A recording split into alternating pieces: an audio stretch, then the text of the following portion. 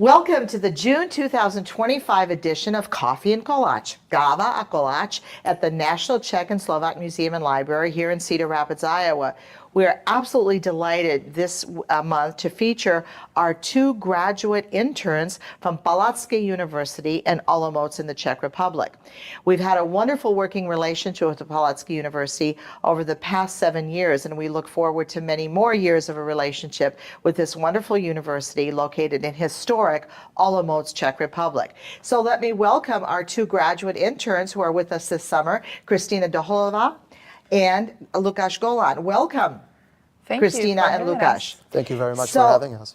We're thrilled that you're here for 2 months working in our lovely library. But tell us a little bit about yourself. Kristina, why don't you start? Tell us what you're doing and what you're studying and what year you are and what you're doing at the library. Well, I'm a first year of my master's studies in majoring in history with minor in Czech language and literature Perfect. at Palacký University. And I have 1 more year to go, so that's great. My thesis and my research is centered about emotions in history. And here at the museum and library, I help in the library section with some Czech and Slovak materials. That's wonderful. And you hope to someday be a teacher, is that correct? Oh yes, I hope to be, hopefully, if I get to a PhD program, I get to be a teacher at university, but if not, I will be very happy being a teacher at high school. Okay, well, that's great. We need good teachers, and coming from academics, I applaud you. And I think you're going to get into that PhD program, I suspect. Hopefully. I'll keep my fingers crossed. And Lukáš, tell us about yourself, what you're studying, and your experiences here in the U.S., and where you're from. Well, I'm also studying history, just like Kristina, my first year of my master's program as well. I also participate in a teacher's program, just like Kristina here.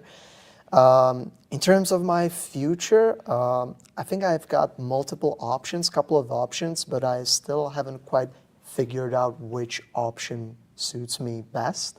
I fear that I like teaching. I do fear because I still got some fresh experience what it looks like teaching.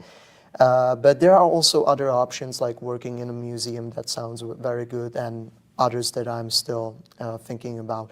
And in terms of what we're doing here, so in the library we are interns here, of course, and we work with materials that are connected to the CNCA, which is the Czechoslovak National Council of America.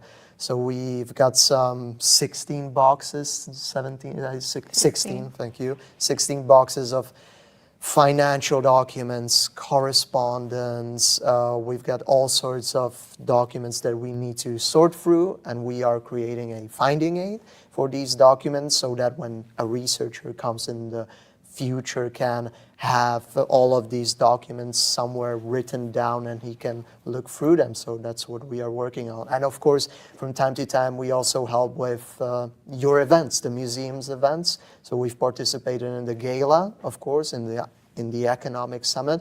Hobby Days, we participated in that as well. And we've even helped with preparing some exhibitions here. So we are glad to be here.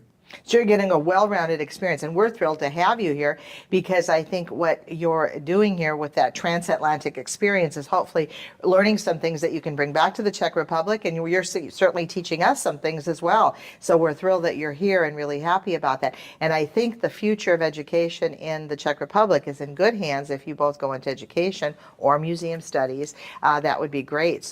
But tell us, Kristina, where you're from in the Czech Republic and what your hometown is like. Well, I'm from a small town near in Moravia. Olomouc, in Moravia, correct.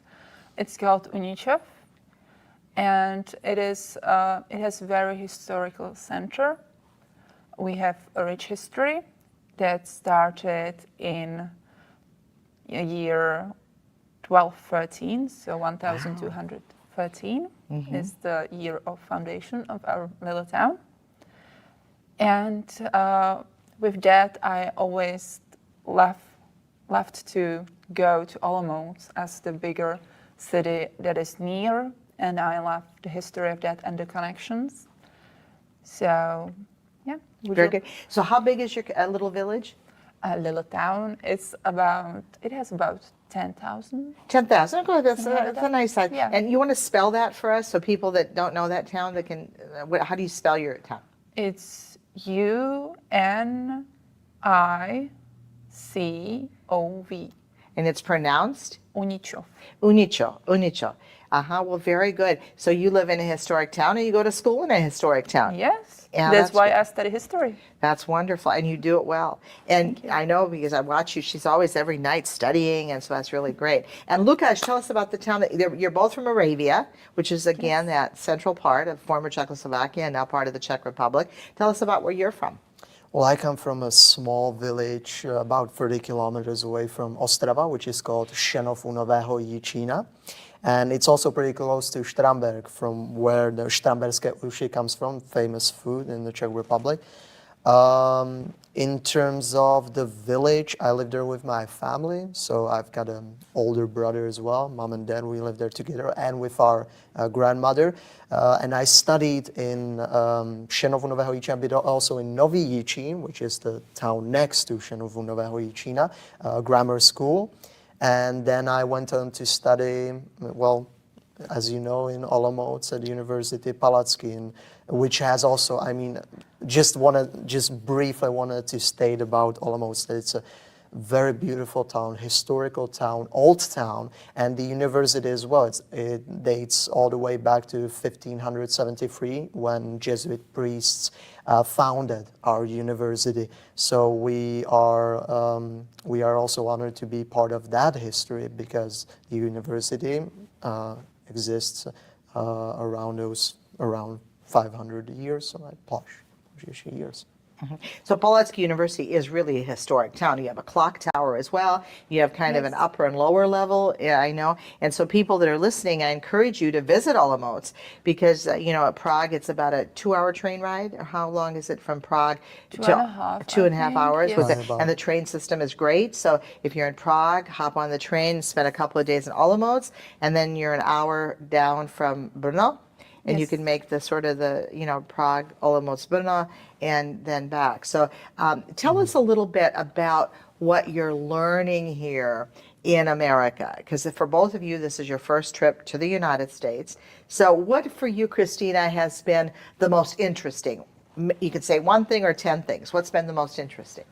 Well, one of the most interesting things was and still is, to learn about how do non-government funded organizations work, how they get money, how they manage things in their system, which is something I don't get to see that much in Czech Republic, not because we don't have any non-government funded, but because I exist more in the academic sphere, which is funded by the government. So.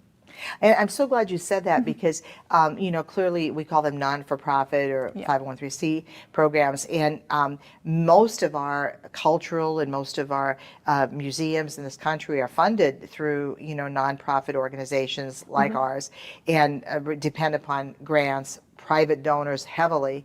And unlike in the Czech and Slovak republics where the government funds most of the museums. Is that correct? It is. And there is such a huge difference then between what kind of money do the museums operate with. Right, so that's a big difference. And even, the staff, when you graduate in museum studies, say in the Czech Republic or Slovakia, you're hired by then usually a government job. So that's a big difference. And what else anything else that you've been fascinated by or that you learned? Well, I found that I really like to see the differences between Czechs and Americans in the way they interact with people, for example, the way they care about neighbors or people who live across the town. So that is wonderful to see. Very good, very good. And what about you, Lukasz? What have you learned? 10 things. What has fascinated you about your time here so far? You've been here over a month now. Right, over a month, since April. I have to say people, communication between people, and how I think the majority of people that we've met have been so generous to us. So the importance of relationships, and which is what the museum is based on, right? I mean, you are doing your fundraisers in order for the museum to work and continue in its mission. So I think that was a very, and still is a very enriching experience here to get that. It is important to keep those relationships and being with people, seeing people, talking to people, meeting new people, because you never know. I mean, you've told us so many stories, as you know. You've told us so many stories about people that you just started talking to them, and all of a sudden you found out that they have Czech heritage or Slovak heritage. I mean, and you won't find that out by just closing yourself in a house and not going anywhere. You find that out by going out there and starting conversations, which I think is a really good experience, and is also different from approach of maybe other institutions, and that's what I like about this institution, about the museum, keeping alive the contact with the local community and also the community in the whole U.S. Well, that's great. Well, that's a great segue into my next question, which is, what are your thoughts on what you've seen here, how we hold up the traditions? And Christina, I'm going to put you on the spot because Christina wore for the first time during Hobby Days a kroj. Now, she was born in the Czech Republic. I was born here in the United States. I've had a kroj since I was an infant. And this is the first time you wore one. How did you feel, and what did it make you think about your own culture? I mean, your Czech roots. Mm-hmm. So tell me about that experience, because you looked great in the kroj. You looked like a model. But tell us about that. Well, I think it's really interesting to just see the way that you are preserving those traditions that the first generations of immigrants came here with, that you are still trying to keep it alive. And I think that in Czech Republic, some regions do that also, mm-hmm. but not so many. In my town and the village I'm living in now, I don't know about anyone who would wear krojes. Really? Like regular basis. Okay, I know right. that in a couple villages around they do, but not in those that I'm in. So it made me think about the way that we are slowly losing those traditions in Czech Republic, and that there may be the need for this preservation. That's great. Okay. So how did you feel when you wore the kroj, and are you going to go back and kind of talk about that? Well, I felt very tight. It was tight. It was very tight. But I felt good. I felt that I'm honoring my traditions. Mm-hmm. Yeah, it was not the kroj of my region. Mm-hmm. So when I come back, I have a plan to just ask my grandma, where is your kroj? Very good. Because I don't know that she ever owned one. Maybe as a child, it's possible, but I will just have a bunch of questions for her. Well, that's great. That's great. Well, I'm so pleased you wore one, and you, like I said, you did look great. And what about you, Lukas? You also wore a kroj, but you've worn them before at home. Right. Yeah. So what was your emotion when you saw the people at Hobby Days in kroj, and how did you feel? Well, it felt pretty surreal, because if you would have told me before, when I was in the Czech Republic, that I would one day go to the US and I would wear a kroj, I would have not believed you. So it was a very well just the institution here being, I mean, dedicated to a small nation like us is just surreal. So wearing a kroj, and we went there. It was part of Hobby Days, and we were in this parade, and people were everywhere and waving at us. We were waving back, and they were cheering us up and everything. I mean, it felt pretty good. It felt pretty good to have the kroj, and it's just, I wanted to say one more thing in terms of preservation here. I think that if you'd tell this to more people, if more people in the Czech Republic and the Slovak Republic would find out about what you're doing here, I think everybody would appreciate it, because it's really important. You've said it many times. You told this to us many times, that it's good to maintain these traditions that, but because if you don't do that, they will slowly disappear. And Christina talked about it already briefly. So we very much appreciate it. We very much appreciate it. And I think that everybody who knows you, and we've been in Chicago talking to the Consul General, he said it, that he very much appreciates this institution's work and what you are doing for the Czech Republic and the Slovak Republic abroad. So thank you for that. Well, no, and thank you for being students with us. And I think that, I hope that the experience that you've had here in these short 2 months that you'll be with us will radiate to others when you go back home, that we do value, I think of the Irish always. On St. Patrick's Day, everybody's Irish, and they're really not Irish. But it's kind of inculcating in people the sense of our rich cultures, of our Czech and Slovak culture. So we do value that because it's our identity.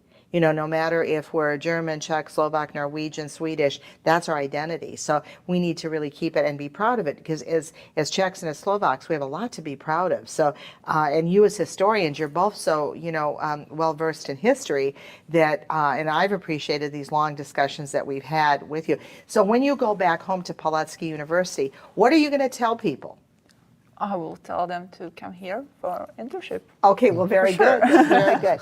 And we appreciate that so much. And what about you, Lukáš? Well, I'll probably say the same, and I'll tell them about the existence of this museum, because my family didn't know about it. Certainly, my friends didn't know about it. So I'll definitely share with others what you are doing here, and I'll share with them your mission, your goals, and everything. And at the University of Kolache, of course, we'll talk about it with other people as well. Well, and you speak English so well, both of you. I'm so impressed with that. So why don't you tell our viewing audience how many years of English you've studied? Christina? Well, I suppose like 22, because I started in kindergarten. So to learn English? To learn English, but like the very easy stuff, animals, like giraffe. Right. And those words, and then at school we started at the first grade with English, and technically I stopped with the learning process at school when I graduated high school, though at university we have mandatory exam from one language, and it's the easiest way to just go with English. But I'm still reading in English, I'm talking English, I'm watching movies in their original language, which is mostly English. I do not watch in German. But I'm trying to keep my English alive, so I do not forget the words, the grammar. Well, I was so impressed with you reading English books, so that's really great. And so you speak English and Czech and Slovak? Yes, and a little bit of German, though. German is just not a friend of mine. No, sure. I cannot learn it that easily as I did with English. I commend you on your English, both of you. And what about you, Lukáš? You speak several languages. Tell us what you speak. Right, so I speak English, of course, Czech, logically, and I speak Brazilian Portuguese, because my mother comes from Brazil, my father comes from the Czech Republic, and I speak German as well, and French, because that was at the very beginning, it was actually the only language my parents could communicate with. So that was the reason. We also, for a short period of time, we also lived in France, so I was, thanks to that, in contact with the language. Well, I think it's commendable, because we in the United States, we generally are not as bilingual as the Europeans, because, again, I tell people in Europe, when you go from, say, the Czech Republic to Germany, it's like going from South Dakota to North Dakota in terms of, the countries are as big as our states here. So you almost have to speak more than one language. But here we've become very dependent upon, English. And I encourage people, though, to speak their mother tongue if they can at all learn. And certainly through the museum, we try to promote Czech and Slovak language courses, and to get people to at least speak a little bit, because it's endearing when you can speak. I know you've noticed it when I come home. Sometimes I'm speaking. The students are staying with us, and I will say, "We're sme doma," we're home when they're coming out after work. So we pick up these little phrases which are kind of endearing, I think. So that's great. So what about food? I know you've been interested in the food that we eat here. So what's been your biggest sort of revelation about the food that we eat here? A revelation. Well, I noticed that a lot of things here are that you buy it at the store and then like a bit prepare it at home. So it's pre-prepared, like instant almost, which is just so different from Czech Republic, like where you like make everything, I think, from scratch. You don't make like some things you can buy like instant, but not that many for sure. So you just have to, and I think that is a big difference between our cultures, because in Czech Republic we just spend so much time preparing food. I would say it's like a tradition almost, just spending time with your family, preparing food, making it slowly, but like making it so it makes the table eventually. Sure. But here you just and it's also because we work a bit of different times. So here, when you just come home, you want to eat. Right, like Chinese food yesterday, right? Yes, like it's all Chinese prepared. food. Yeah, Yes. you're right. So that is a big difference. And then you have lots of fast food chains here. That is definitely a difference, because in Czech Republic we have a few, but not that many. And the students, just for everyone's information, they're doing a taste test of all of our fast food places. So we're trying to look at fast food places each time. So that's kind of interesting. And what about you? What's been the revelation with you in food? Well, I wanted to say the part about fast foods. So you've got a lot of them, and drive-ins into the fast foods. So that surprised me as well. Lots of restaurants as well. So I noticed that a lot of people just like to go out and eat in those places. We've even tried multiple fast foods, so we've got a list. And Yes. we need to try as many as possible. I mean, I think my stomach's gonna be in a completely different place after I'll be back in the Czech Republic, because we are trying to do as many as possible. So so far I've liked Red Robin. That was pretty Yes, good. that was good one. That was really good. And you know what? One difference that I did notice is that when you go to fast foods and you order a drink, you usually can then refill always, which in Europe, in Czech Republic, usually only applies to IKEA, where we go to. So that's something that I actually like. Or Yeah. you have to buy specifically like the type of drink, that you have types, and then you can buy like the one that you can refill. I see. You as see, many but times. here Yeah, you have it's to be like specific about it. See, here it's automatic. I know we went out the other night and they kept bringing me a soda, and they don't even ask. And Yeah. you said, yeah. And one food that I absolutely love here is just fried chicken.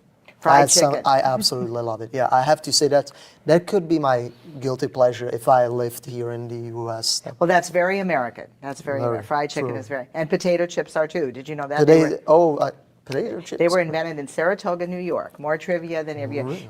By mistake, someone ordered fried potatoes, and the chef accidentally made them too crispy, and the guy liked them, and so that was the beginning. They're called Saratoga potato chips, but that was the beginning of potato chips. Oh wow! So see, but there are that's some, great. many, they say apple pie and certainly fried chicken, potato chips. Those are very Americano foods, because most of the foods that we eat have a cultural root, but certainly French fries, fried chicken, and cherry or apple pie do not. So we have to have apple pie yet. We haven't had apple pie. Have you had apple pie? No, I haven't yet. we should. Yeah, you should taste should. apple pie. We will. I know We when you will. went to Chicago, you tried Chicago pizza, right? Oh, Oh, yeah. yeah. But that was, I mean, I have to say There was a lot. to viewers here, I mean, I guess Americans, everybody knows it, and probably everybody had it like at least once, but the Chicago style pizza was something. I mean, I had a full stomach after just one piece. Oh my So, goodness. Whoa, it was real. It was tough to eat, but good. Yeah. I liked it. I liked the taste of it, but I'm not sure if I would be able to eat it on a regular basis back in the Czech Republic, because it was a calorie bomb.